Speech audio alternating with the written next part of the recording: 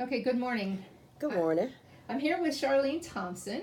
She has been a member of Dayspring Community Church for the past 22 years since its inception. She's an elder, which elders for us are similar to deacons and trustees in the Baptist Church. And she is also the director of our finance team here at the church. So we're going to talk a little bit about her experience in learning the Bible throughout the years. So my first question for you, Miss Charlene, is what is your first recollection of learning the Bible? How old were you? What kind of class was it? Like, was it Sunday school or church school, vacation Bible study, what have you? It was my mother's mother, my grandmother. Far back as I can remember, before I started school, that's all she did. She read the Bible. Oh, And she would talk to us about the Bible, the Ten Commandments, what you should and should not do, have us memorize scripture. Um, and she even had, even her siblings had biblical names. Her twin sisters, Mary and Martha, Mm-hmm. her name was Augusta. And then she had a brother, and this is no joke, his name was Abraham, Isaac, Jacob, Levi, Sprangle, Duke DeWillica Lewis. I'll never forget it. That's his whole name? That was his name. Wow. Abraham, Isaac, Jacob. And it stuck with me, After that, when we moved, I started attending Gethsemane under Reverend Yancey, and his wife, Mrs. Yancey, was my Sunday school teacher. And it was on after that. She was good. She was really good. Great. So how old were you when your grandmother used to read the Bible to you and share the word with you? Can you remember? As far back as I can, maybe 2 or 3. Wow, okay. I So mean, very young. Yeah, very Very young. young. Yeah, we moved right before I started kindergarten, so I would have been 5. So yeah, my early childhood. And when I smell musk perfume now, because that's the way her Bible smelled, it reminds me of her in that Bible. Oh, that's incredible. So then, when you got to Gethsemane, you were about how old? About 5 or No, I elementary guess school? no. We moved uptown. I was in elementary school, probably about 8 or 9. Okay. My parents purchased a home, and we started attending Gethsemane there. Okay. And that was Sunday school? That Sunday was your school, first? Okay. Vacation Bible School, Girl Scouts, Junior Choir. What's that? BYT, or something that you do Sunday evenings with the young people. Young people's department. Yeah, I can't remember what it was now. Yeah. To the point, I hate to say it. I said, I'm not doing this to my kids. They got to wear gloves and those hats. And I'm not making them do that. And bad decision. They know the Bible. Don't get me wrong, but I should have made their lives more structured in attendance. Okay. They'll go sporadically. They know the word, but so you need more than that. You need more than just knowing it. You need to experience it and actually see how he works through other people around you. And the best place is church. Yes. So, in all of those different activities, was the learning thread throughout? Like, were you learning in all different capacities in the choir and the young people's group, as well as Sunday school and church and all those sort of things? You really learned a lot. Every Sunday, Mrs. Yancey would ask the class a question for you had to get the answer the next Sunday. And every Sunday, I find Reverend Yancey and ask him the question. Till finally one Sunday from the pulpit, he said, "Look, these babies need a library." Because this child asked me a question, because I remember that question to this day. If before he was born was BC, and after he died was AD, what was the time that he was living? And what was your answer to that? AD. Great. I was about 8, 9 years old then when I asked him that. And guess him, he got a library after that. Wow. So you did a lot of scriptural memorization kinds of things. Mm-hmm. We So that had helped. plays at church. They kept us. They kept you active. And we walked. I lived at 5th in Missouri, and Gethsemane is 4th in Hamilton. Even at night, we would walk to church. Choir rehearsal, whatever we had to do, rehearsal for plays, and walk back. Nobody bothered you. Now I wouldn't do it. Right. Exactly. So, what impact did your early learning of the Bible have on you? it made me more inquisitive. Um, Anybody can read the word, it's interpretation. And I got to the point that I want to hear another version of what I read. And I started collecting Bibles. I have a stack of Bibles, and I would compare what this one says to what this one says to what that one says, just to see what the differences were. The Book of Mormon, I went, how'd y'all come up with that? Jehovah's Witness Bible, are you serious? The Catholic Bible has additional extra books, you know. So yeah, it made me curious. And then I was determined to read it cover to cover, which I did, and it read like a history book. That even made me more curious in my understanding exactly what it's saying. And then we would have like you go to church and you hear something, you say, okay, I didn't get it that way, or like William Curtis. He would come and he would dig even deeper in the topics and go, I definitely didn't think about it that way. So it makes you think you get another perspective on the same passage, and 5 different people can take it 5 different ways. That's good. So what is it about that experience that has influenced you the most? Like you being inquisitive about learning, what has influenced you the most going forward about that experience? When I finally decided to go back and get my degree, I decided to go to a Baptist college, and you were not going to get your diploma until you took religion. And I learned then when you actually dig, my hat's off to people in seminary. It is. Your faith must be strong. Because when you start reading all those underlying things of what impacted this and why this was this and like why Christmas is when it is and why Easter is when it is, if your faith isn't strong, you could actually say, okay, I'm done with this. I'm backing off of this. But I wouldn't advise anybody who really isn't committed and really wasn't called to go into the ministry, because that's why that Bible study we do.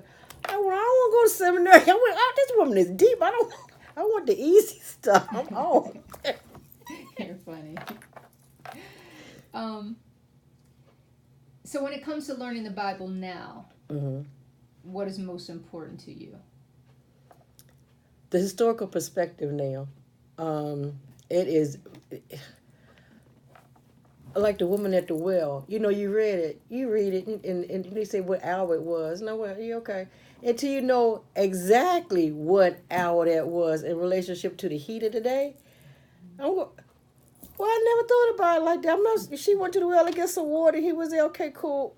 But when you see it from that perspective, nobody was there because it was hot. And that was a time that she felt comfortable in going. But you don't get that from just reading it from a layman's perspective. You see what I'm saying? It makes a big difference. That's why, when I hear a sermon, I like the background story. You can read the introduction to every book. You can't. That doesn't give you enough. And you can look at different versions. That's why I use the one on my phone, because I can go from different versions to see what the introduction says. But I'm a visual person. When you're preaching it and you can take me back and I can actually see in my mind what you're talking about, I'm there. When that doesn't happen, I'm a little disappointed. But I'm going to be honest, it hasn't really happened it happened when I left for a little while. And Minister Bunny called me and asked me, was I being fed? And I said, no, I'm getting a snack.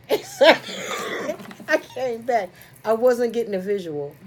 And I have to connect like that. That's why, with you, all three of you all do it. And even other things that Minister Lamb does, the way she writes things, I can visualize what she's doing. That's why I can't read, was it Clancy? Because he'll be in 5 countries on one page, and my mind can't move that fast. Because I have to be where he's talking about. So that's the best part for me. And actually, I told Mr. Lamb, she told me, really, I see something rolling in sometimes.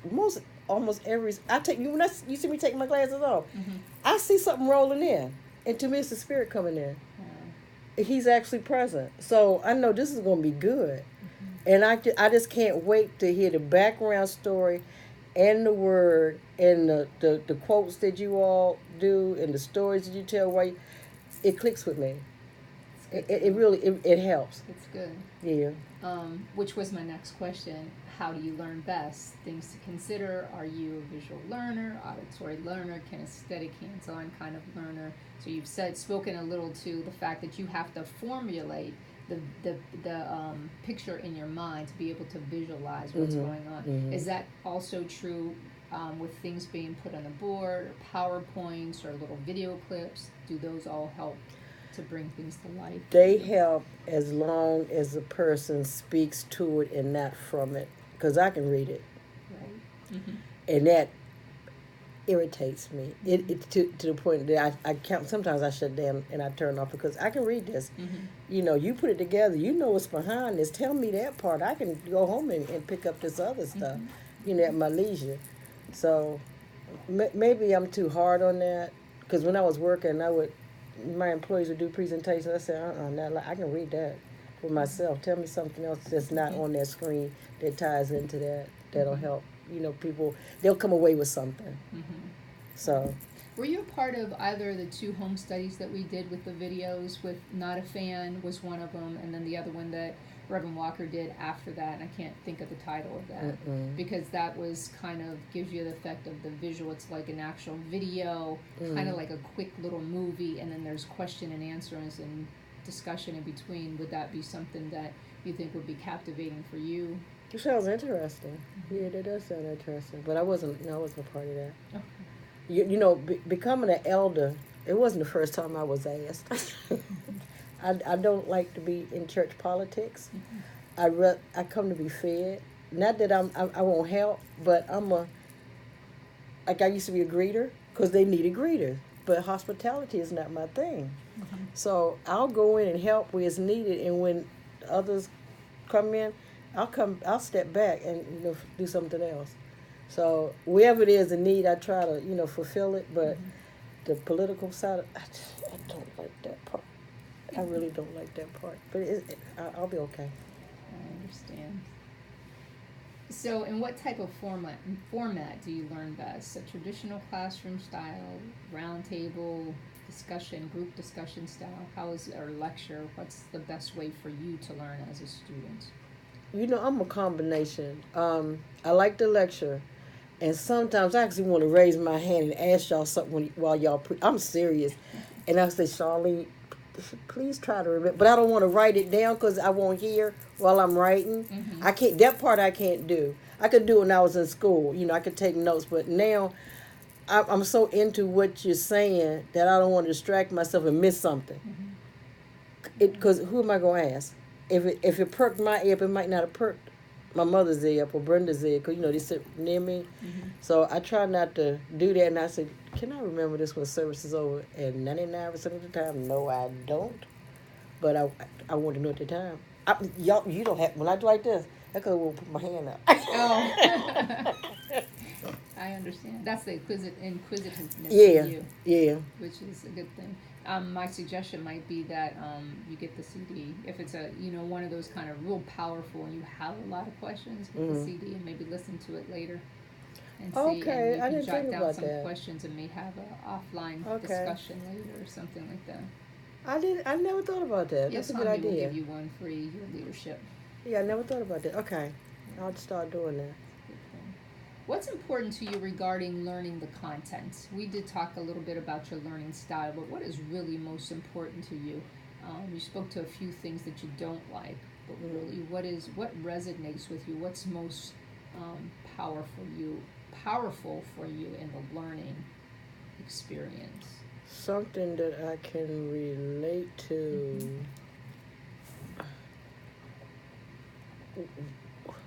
Like I said, when you get the historical background and the scripture, and then take that to something modern that's happening now, it ties it in for me a lot better. And I pray that the kids see it that way, to get their attention, to know what's going on, how everything repeats itself, It happened then, it's happening now, and it's going to happen when you get older. So when it's being preached